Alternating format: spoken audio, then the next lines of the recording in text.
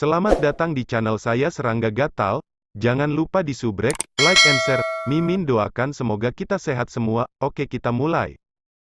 Dalam gelap, Zhou Fengzi, yang hanya memiliki jiwanya, ketakutan dan berteriak, tidak mungkin, tidak mungkin. Anda hanya memiliki dinasti Yuan, bagaimana mungkin?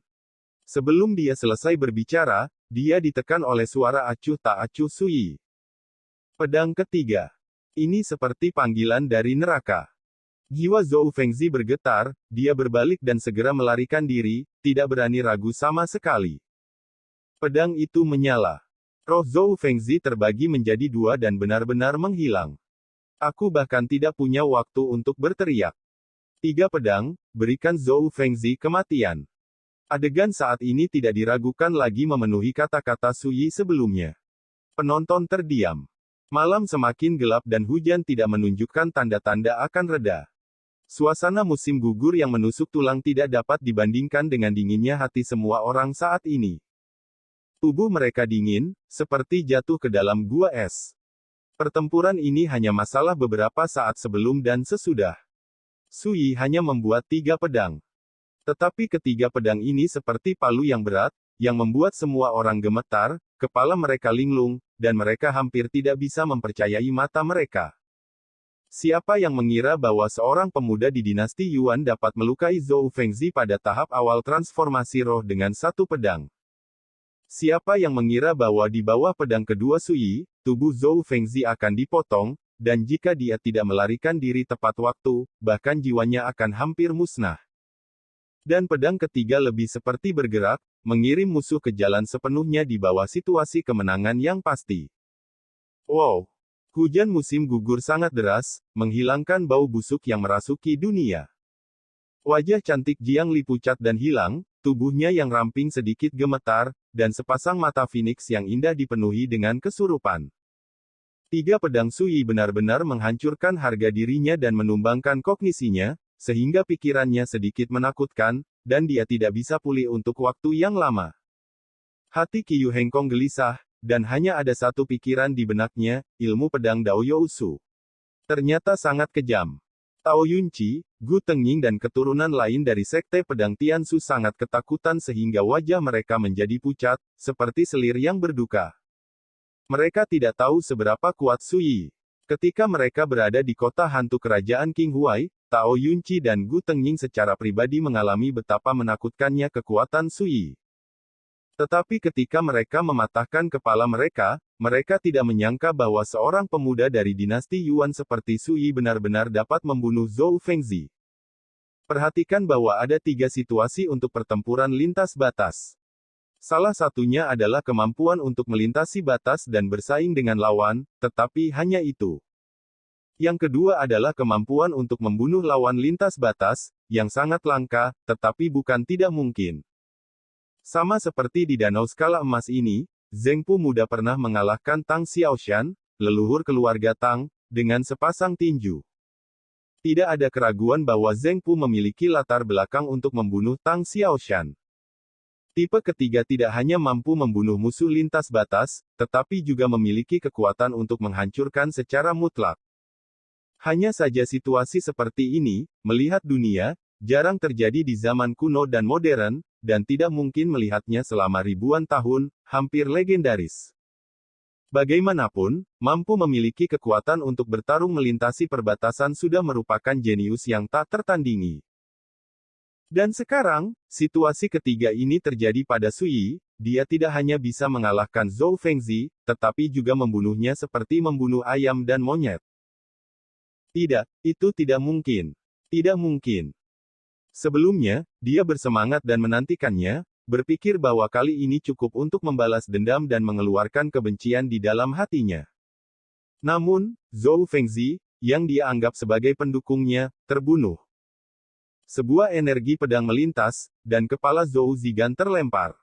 Membunuh karakter semacam ini, bagi Sui, sama sekali tidak memiliki rasa pencapaian. Itu seperti menyapu lalat, tidak terlalu malas untuk berbicara omong kosong.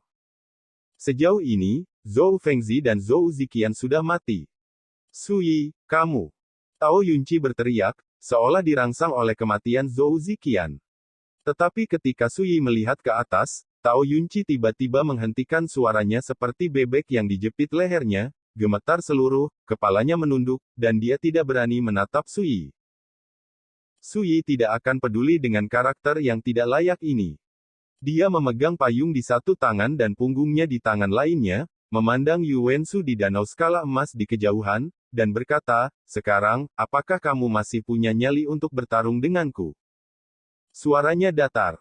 Tapi seperti guntur yang teredam, itu meledak di hati Yu Wensu. Wajahnya sekeras batu berubah, tangannya di lengan bajunya mengepal erat, dadanya naik turun dan terdiam. Sampai sekarang, Yu Wensu akhirnya mengerti mengapa Sui akan mengatakan bahwa dia tidak layak disebut lawannya ketika dia berada di bengkel pemurnian Baokuilu hari ini. Saya akhirnya mengerti mengapa Sui ingin menunjuk Zhou Fengzi terlebih dahulu di tepi danau Jinlin di tengah malam. Itu bukan arogansi, itu tidak bodoh dan tak kenal takut, mengetahui bahwa dia akan mati di bawah tangan Zhou Fengzi. Di mata Sui, Yu Wensu-nya memang tidak memenuhi syarat untuk bertarung dengannya. Ini, bukankah itu penghinaan terbesar baginya, kepala pedang generasi muda Sekte Pedang Tiansu? Apakah kamu tidak mencoba untuk mempertahankan keagungan Sekte Pedang Tiansu? Sekarang, aku membunuh Zhou Fengzi dan Zhou Ziqian, tapi mengapa aku tidak melihatmu berdiri dan bertahan? Sui berbicara lagi dengan ironi yang tidak tersamar. Cukup. Yu Wensu berteriak dengan marah, wajahnya pucat, "Sui, aku akui bahwa aku meremehkanmu sebelumnya, tetapi jangan berpikir bahwa membunuh Penatua Zhou akan memungkinkanmu untuk memfitnah dan mempermalukanku." Dentang. Begitu dia selesai berbicara, pedang roh yang terbuat dari emas cemerlang tiba-tiba muncul di tangannya. Pedang kuno mengapungkan emas. Saya menulis secara tertulis. Saya tidak akan pernah mundur karena takut akan pertempuran. Jiang Li dan yang lainnya semua terkejut, dan emosi yang berbeda tiba-tiba muncul. Saya hanya merasa bahwa Yu Wensu pada saat ini tidak hanya membuat orang mengagumi kepahlawanannya, tetapi juga membuat orang merasakan semacam kesedihan yang tak terlukiskan. Seperti ngengat ke api, Anda tahu Anda akan mati, tetapi Anda tidak pernah kembali. Sui menggelengkan kepalanya sebentar, dan berkata dengan acuh tak acuh, "Jika saya melakukannya, itu tidak ada bedanya dengan sengaja mempermalukan dan menginjak-injak Anda. Jika Anda tidak setuju, di awal konferensi Valantai, asalkan kamu bisa mengalahkan gadis Sichan, aku pribadi minta maaf padamu." Yue Sichan tertegun sejenak, dan kemudian dia samar-samar mengerti bahwa Sui sepertinya sedang mempersiapkan batu asah pedang untuk dirinya sendiri. Ketika dia mendengar kata-kata Sui, Jiang Li segera berkecil hati, "Kakak senior, benar-benar tidak pantas untuk bertarung malam ini." Yu Wensu terdiam, wajahnya cerah dan tidak pasti. Sui tidak tega menunggu lebih lama lagi. Jawabannya, tujuannya untuk malam ini telah tercapai, dan tidak ada waktu untuk disia-siakan di sini. Sui menoleh ke Yue Sichan dan berkata, "Ayo pergi." Dari awal hingga akhir, tidak ada yang berani menghentikannya. Di danau Jinlin di kejauhan, Yu Wensu tiba-tiba menghela nafas panjang, menyingkirkan pedang roh emas yang mengambang, dan diam-diam kembali ke pantai. Semua orang dapat melihat bahwa kepala pedang generasi muda Sekte Pedang Tiansu, jenius dunia yang terkenal di dunia, telah mengalami pukulan serius setelah mengalami insiden malam ini. "Kakak Yuan, kamu baik-baik saja?" Jiang Lidai sedikit mengernyit, khawatir dengan situasi Yu Wensu. Yu Wensu menggelengkan kepalanya dan berkata, "Pembudidaya pedang saya, semakin kita frustrasi, semakin berani, keberhasilan atau kegagalan sementara tidak dapat mengalahkan saya." Yu Wensu mengatakan ini, melihat ke tempat di mana Sui pergi, dan berkata, "Adik perempuan, saya akhirnya tahu sekarang bahwa tamu King Pao yang membunuh Huo Tiandu, tetua besar Kuil Yuntian, terbunuh di Danau Suyun. Siapa itu?" Dia terlihat sangat rumit. Ada yang kaget, ada yang bingung dan bingung. "King Pao ke?" Jiang Li terkejut dan kehilangan suaranya. "Ini." Qiu Hengkong, Tao Yunci dan yang lainnya benar-benar terkejut dan tercengang. "Sui. Apakah Sui King Pao yang membunuh Huo Tiandu?" "Bukan, tidak mungkin." Yu Wensu menertawakan dirinya sendiri. Di kota Jiuding ini, ada desas-desus tentang betapa misterius dan menakutkannya King Paoke.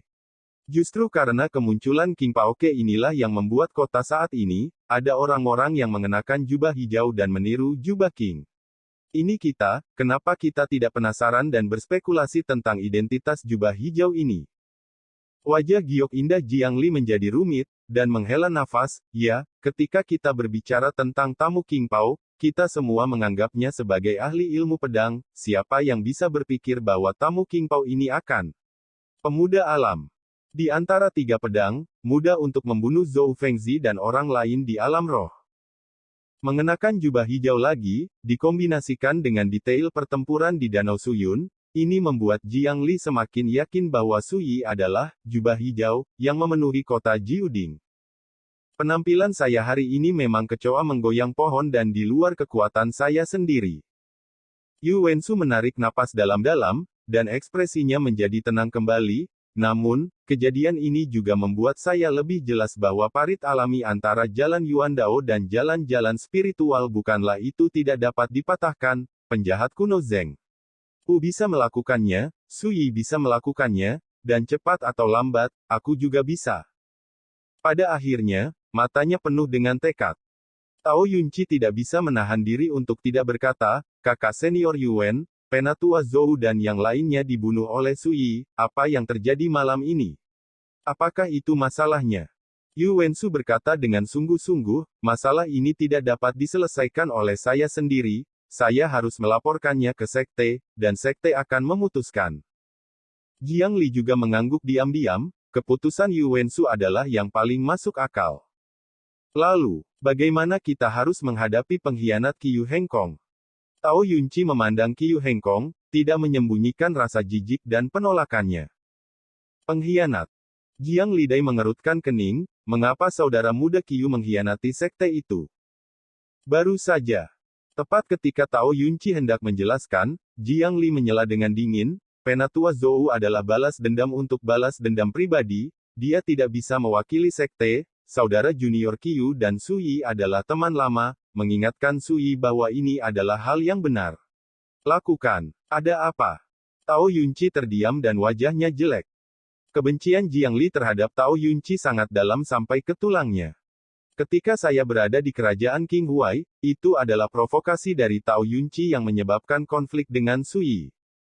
Hari ini di Refinery Workshop, orang ini bahkan lebih provokatif, mengipasi api, mencoba menggunakan kekuatan Yu Suya dan Yu Wensu untuk menekan Suyi. Sampai sekarang, orang ini masih berencana untuk berurusan dengan Qiu Hengkong. Pada saat ini, Yu Wensu juga sedikit tidak puas, dan berkata dengan dingin, saudara muda Tao, Anda menggunakan kekuatan sekte untuk sering menargetkan saudara muda Qiu, Anda dapat melihat bahwa saudara muda Qiu menggunakan kekuatan dari teman lamanya Suyi untuk berurusan denganmu. Tubuh Tao Yunci membeku, dan dia menggigil, dan berkata dengan ekspresi ketakutan, kakak Yuan, kamu tidak perlu menjelaskan kepadaku, lain kali, aku akan menjadi orang pertama yang memaafkanmu. Nada bicara Yu Wensu acuh tak acuh. Tao Yunci tercengang, dan wajahnya suram. Dia menyadari bahwa dia telah menyinggung Jiang Li dan Yu Wensu, dan dia takut dia tidak akan bisa bergaul di sekte pedang Tiansu. Hujan deras seperti catatan, musim gugur sedingin pisau. Saat Yu Wensu dan Jiang Li hendak pergi, sosok kurus tiba-tiba muncul di tirai hujan di kejauhan. Dia berjalan di tirai hujan, tetapi tubuhnya kering dan bersih, dan dia tidak pernah ternoda oleh jejak hujan musim gugur. Ayah, bagaimana kamu datang ke sini? Jiang Li terkejut, mata Phoenix-nya yang indah melebar. Pria berjubah Konfusianisme adalah Jiang Xiaosheng, patriark klan Jiang, salah satu dari 3 klan utama di Daxia. Yu Wensu dan yang lainnya juga menunjukkan rasa hormat. Sebagai penguasa klan Jiang, Jiang Xiaosheng sudah cukup setara dengan kepala sekte pedang Tiansu.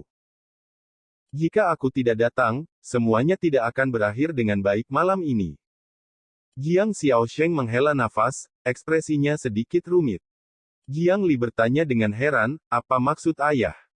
Jiang Xiaosheng terdiam sesaat, dan berkata, malam ini juga dianggap beruntung untukmu, dan kamu tidak menyinggung Tuan Muda Su itu, jika tidak, kalian semua akan terbunuh sebelumnya, dan urusan malam ini tidak ditakdirkan untuk terjadi.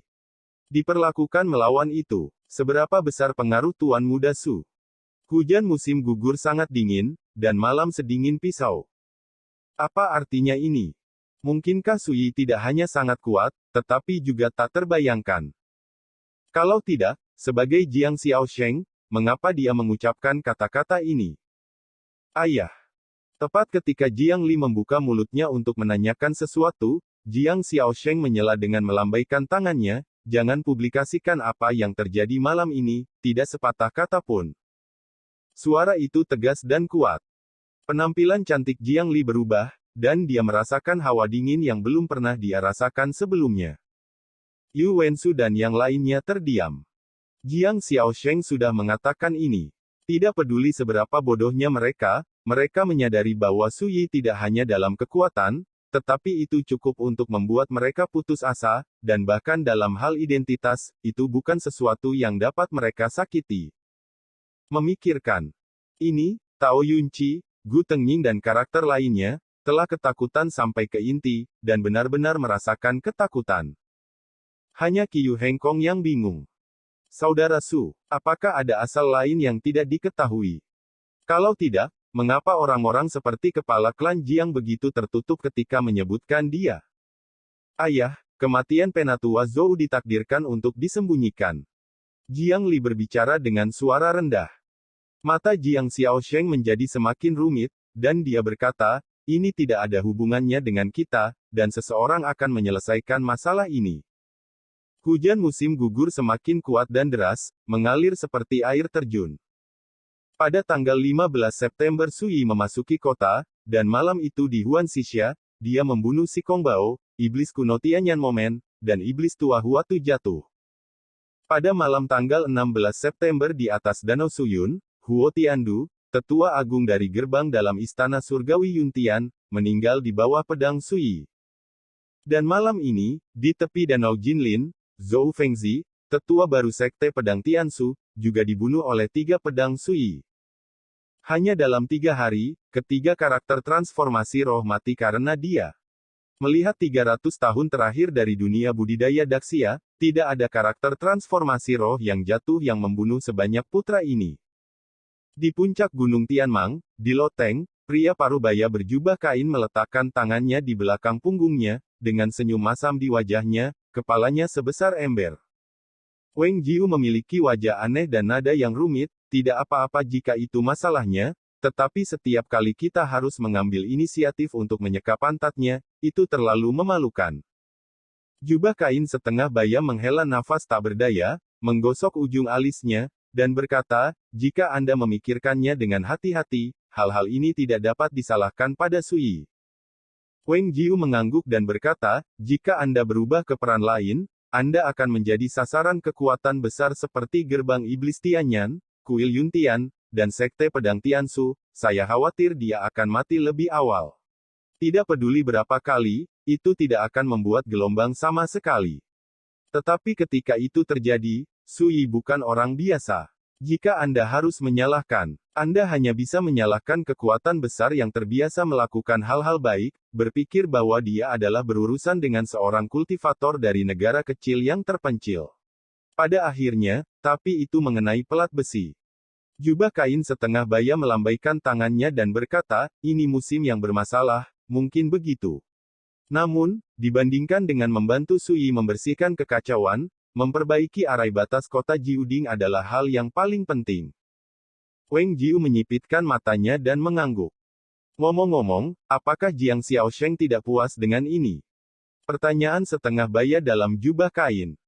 Wang Jiu menggelengkan kepalanya dan berkata, Patriark Jiang adalah orang yang sangat bijaksana, karena Tuhan telah menunjukkan bahwa dia ingin melindungi Sui. Patriark Jiang secara alami tahu apa yang harus dilakukan, belum lagi, apa yang terjadi malam ini di Jin mengenai masalah Linhu, klan Jiang tidak memiliki kerugian sama sekali, jadi wajar jika kepala klan Jiang tidak memiliki ide lain.